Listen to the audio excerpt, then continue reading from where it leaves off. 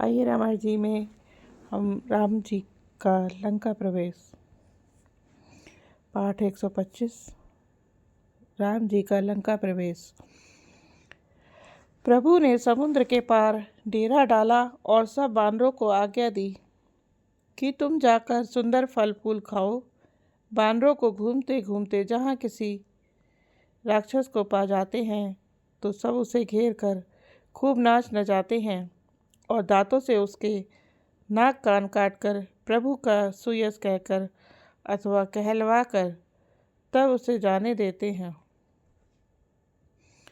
जिन राक्षसों के नाक और कान काट डाले गए उन्होंने रावण से सब समाचार कहा और समुद्र पर सेतु का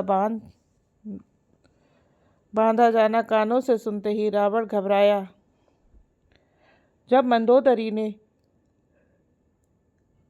सुना कि प्रभु श्री राम जी आ गए हैं और उन्होंने खेल में ही समुद्र को बंधवा लिया है, तब वह हाथ पकड़कर पति को अपने महल में लाकर परम मनोहर वाणी बोली, हे प्रियतम, क्रोध त्याग कर मेरा वचन सुनिए। हे नाथ, बैर उसी के साथ करना चाहिए जिससे बुद्धि और बल के द्वारा जीत सकें। आप में और श्री रघुनाथ जी में निश्चय ही कैसा अंतर है, जैसा जुगनू और सूर्य में। नाथ, उनका विरोध न कीजिए जिनके हाथ में काल कर्म और जीव सभी हैं। श्री राम जी के चरण कमलों में सिर नवाकर उनकी शरण में जाकर उनको जानकी जी सौंप दीजिए। आप पुत्र को राज्य देकर वन में जाकर श्री रघुनाथ जी का भजन कीजिए। तब रावण ने मंदोदरी को उठाया और वह दुष्ट उससे अपनी प्रभुता कहने लगा, हे प्रभु, हे प्रिय, सुन, तूने व्यर्थ ही भय मान रखा है। बता तो जगत में मेरे समान योद्धा है कौन?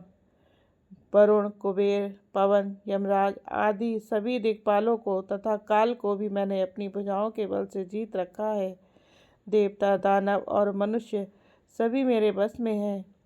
फिर तुझको यह भय किस कारण उत्पन्न हो गया? मंदोदरी ने उसे बहुत तरह से समझाकर कहा, किंतु रावण ने उसकी एक भी बात न सुनी।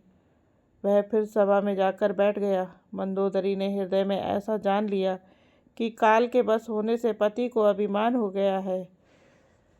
इसी के साथ हमारा रामायण पाठ संपन्न हुआ।